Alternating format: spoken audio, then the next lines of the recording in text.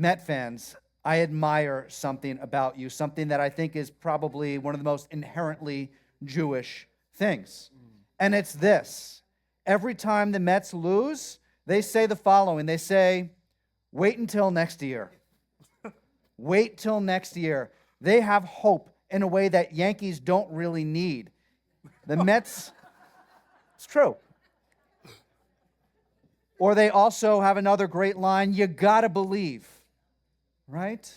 Mets are built on hope. Hope is the lifeline that keeps Mets fans going year after year of losing, and it's not necessarily a bad thing.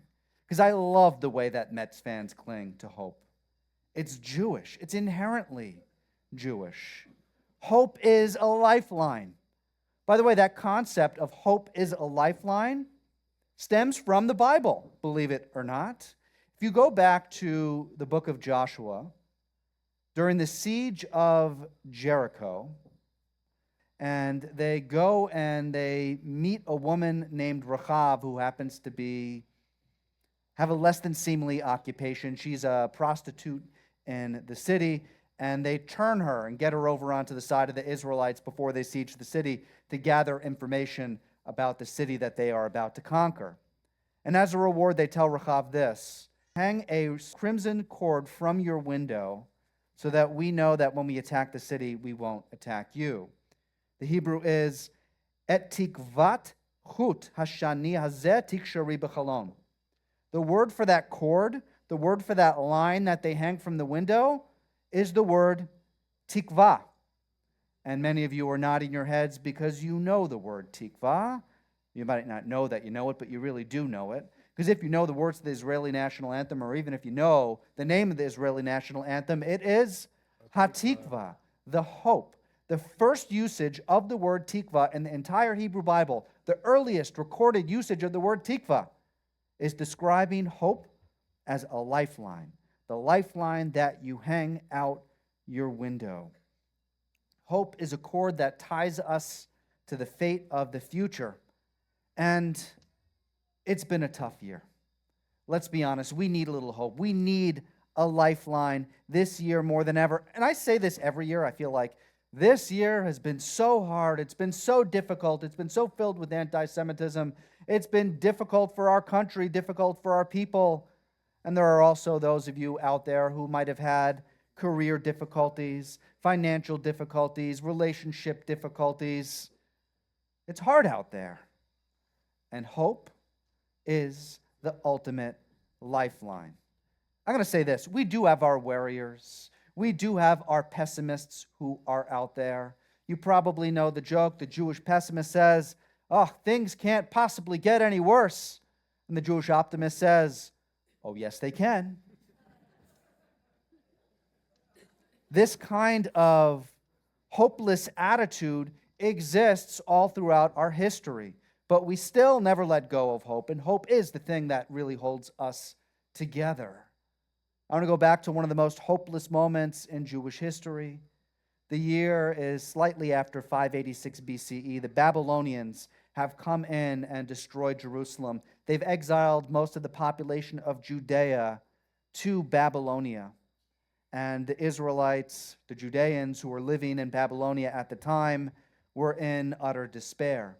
That's where you get Psalm 137. By the waters of Babylon, there we sat and we wept as we remembered Zion. And there were prophets who came along with the Jews into exile. One of them was named Ezekiel. Ezekiel has this vision. He gets swept up in a wind and brought to a valley of dry bones. And that valley of dry bones is in the very land from which he was exiled, the land of Israel. And he sees this valley of bones. This is Israel. This is what Judea looks like. Destitute, destroyed, nothing but a valley of dry bones. And Ezekiel says something that's very interesting concerning these dry bones. He says they call out, Avdah Tikvateinu. Our hope is utterly lost. And God says to him, can these bones actually live? Ezekiel says, what do I know? You're God, right? And God shows him something. God shows him that hope does exist. And God reanimates the bones, brings bone together, brings sinew together, joints together, and brings life to that which he thought was utterly hopeless, utterly destitute. Avdah Tikvateinu, the bones think. Our hope is utterly lost. And then Naphtali Ingber, over 2,000 years later, takes that very line, our hope is utterly lost, and flips it on its head, recognizing that the very thing that's kept the Jews alive throughout Jewish history is the very thing that those bones claimed not to have. Naphtali Ingber, who wrote Hatikvah, has this line, Od lo Avdah Tikvateinu. Our hope will never, ever be lost. We know that hope is our lifeline, and that the second that we lose hope, we lose ourselves, and we lose the promise of tomorrow. Let me tell you this. You might be thinking, well, Rabbi, hope is universal. Everyone believes in hope, right? Wrong. If you go back to some of the Roman philosophers, Lucius Seneca, he talks about the idea that if you have no hope, you'll have nothing to fear.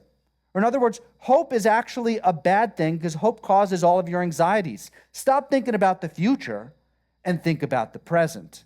The present is what really matters. Don't have hope. It's not a healthy emotion. That is not the Jewish way. Because once hope is gone, nothing else can be rebuilt. If you get sick, you can be healed. If you could lose all your money, you can always make more money. You can be enslaved and you can break free, but when you lose hope, you stop reaching for tomorrow. You stop imagining that change is possible. And without hope, nothing else follows. That's what keeps the Mets going. That's what keeps us going as well. Od lo Avdah Tikvateinu, our hope will never be lost. And over the last 716 days, this message has been extraordinarily important for the Jewish people. And over the last 716 days, this message of hope has been tested over and over again. 716 days since over 200 hostages were taken from Israel into Gaza. 716 days of maintaining hope that every one of them will be returned home. And some have. Many have. Many have been negotiated in deals and have been returned home. Many have come home and have been rescued by the Israeli military and daring operations that have brought back some of the hostages.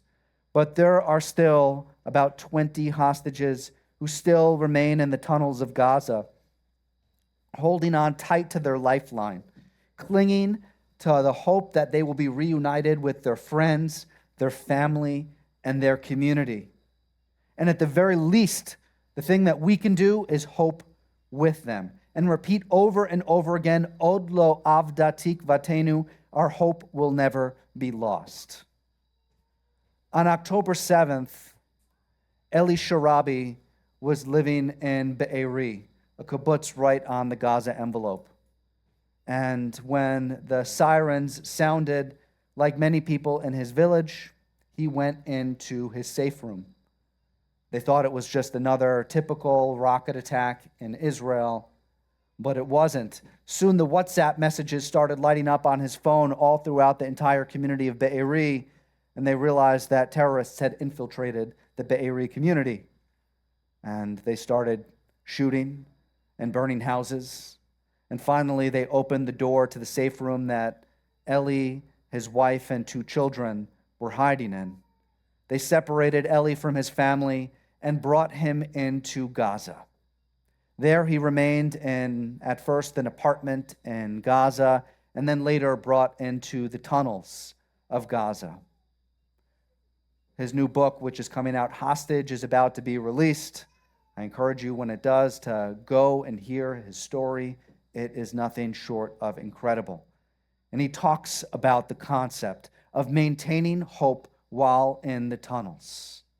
In fact, for a couple of the days that he was down there, for the 16 months that he was down there, he happened to be in the same tunnel as Hirsch Goldberg Polin, the American-Israeli whose parents, Jonathan and Rachel, had campaigned all across the United States trying to get their son Hirsch home. His body was recovered. He meets Hirsch, and Hirsch tells him something that Viktor Frankl had taught, and he remembered from reading Viktor Frankl's book, Man's Search for Meaning. Anyone who has a why can endure any how. So long as you have hope for the future, you can endure just about anything. And that's what he did. Eli imagined being returned home. He imagined his freedom. He hoped to see his family one day again. And after 16 months in captivity, Eli Sharabi was brought back to the land of Israel. He unfortunately discovered that on October 7th, his wife and kids were murdered. And still, at the time where the very thing that he hoped for didn't exist and had faded into what would normally be a moment of hopelessness, he let himself cry, he let himself mourn, he let himself grieve, and he went on hoping for the future. That's Odlo Avdah Tikvateinu. Our hope will never be lost. Optimism is a passive emotion. Optimism is just sitting where you are and thinking, maybe I'll win the lottery without even buying the ticket. Hope is an active emotion of not just believing in a better future, but going out there and actively taking part of securing the future that you want for yourself. And hope is what's needed right now, and hope is what's needed tomorrow, and every single day following. I'll share another story of hope. This one comes from World War II. This one comes from the concentration camp Theresienstadt, where Rabbi Leo Beck, who was once head of the entire German Jewish community, was sent.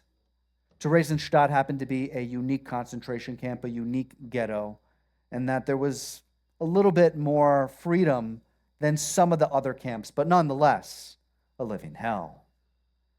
And in the evenings, there used to be lectures.